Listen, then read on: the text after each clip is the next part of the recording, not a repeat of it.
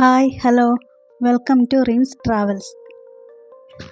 എറണാകുളം തൃപ്പൂണിത്തുറയിലുള്ള ഹിൽ പാലസിലേക്കാണ് ഇന്നത്തെ യാത്ര.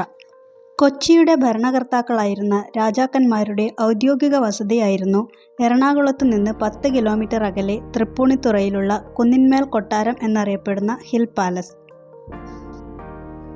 കൊട്ടാരത്തിലേക്ക് പോകുന്ന വഴി കൊട്ടാരത്തിനോട് ചേർന്ന് പടവുകളുള്ള ഒരു കുളമുണ്ട്. ധാരാളം ഔഷധ സസ്യങ്ങളാലും അലങ്കാര സസ്യങ്ങളാലും നിറഞ്ഞ ഉദ്യാനം കൊട്ടാരത്തിന് മാറ്റുകൂട്ടുന്നു.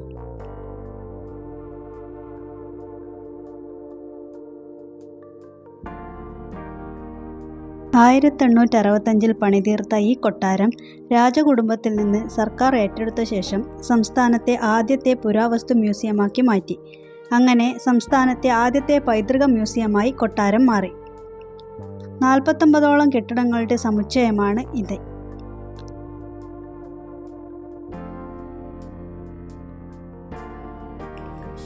ചുറ്റും റോഡുകളും വൻമരങ്ങൾ നിറഞ്ഞ വലിയ തോട്ടവും വലയം ചെയ്യുന്നതാണ് കൊട്ടാര വളപ്പ്.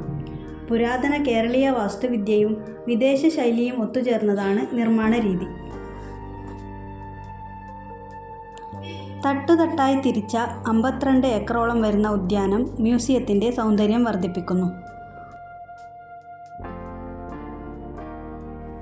പഴയ കാലത്തെ ഓർമ്മിപ്പിക്കുന്ന എണ്ണച്ചായ ചിത്രങ്ങൾ, ചുവർ ചിത്രങ്ങൾ, ശില്പങ്ങൾ, താളിയോലകൾ, കൊച്ചി മഹാരാജാക്കന്മാരുടെ അമൂല്യ വസ്തുക്കൾ, രാജസിംഹാസനങ്ങൾ, അവർ ഉപയോഗിച്ചിരുന്ന തേരുകൾ എന്നിവയെല്ലാം ഇവിടെ പ്രദർശിപ്പിച്ചിട്ടുണ്ട്.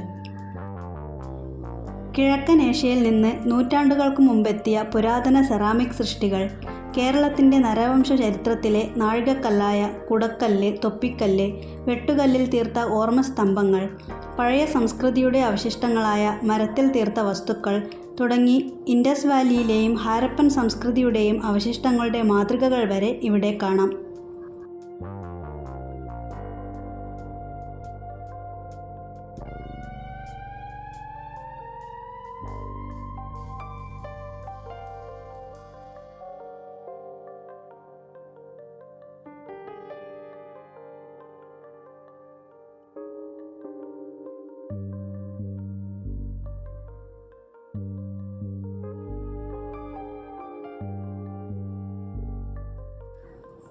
ആധുനിക കലാസൃഷ്ടികളുടെ ഗാലറിയും ഇതിനോടൊപ്പം ഒരുക്കിയിട്ടുണ്ട്.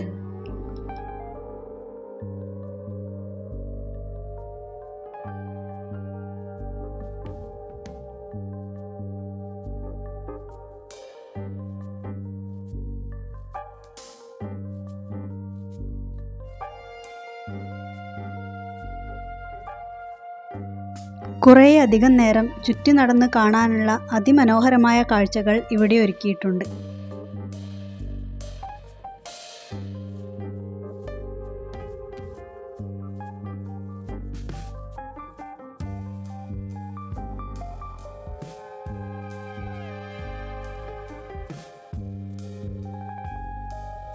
കുറേയധികം സിനിമകളുടെ ലൊക്കേഷൻ കൂടിയാണ് ഈ മ്യൂസിയം.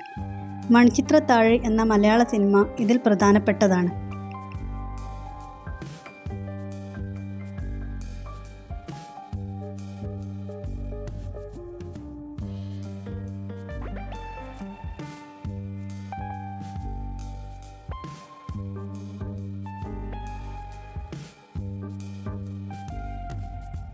ഇതിലെ ഇങ്ങനെ നടക്കുമ്പോൾ സിനിമയിലെ ചില രംഗങ്ങൾ നമുക്ക് ഓർമ്മ വരും. കൊട്ടാരത്തിനോട് ചേർന്നുള്ള മനോഹരമായ ഒരു കുളക്കടവിലേക്കാണ് ഈ വഴി എത്തിച്ചേരുന്നത്. ചിൽഡ്രൻസ് പാർക്ക്, ഡിയർ പാർക്ക് എന്നിവയും ഇവിടെയുണ്ട്. കേരളത്തിൻ്റെ പൈതൃകം വെളിവാക്കുന്ന ഈ മ്യൂസിയം മലയാളികളുടെ അഭിമാനമാണ്.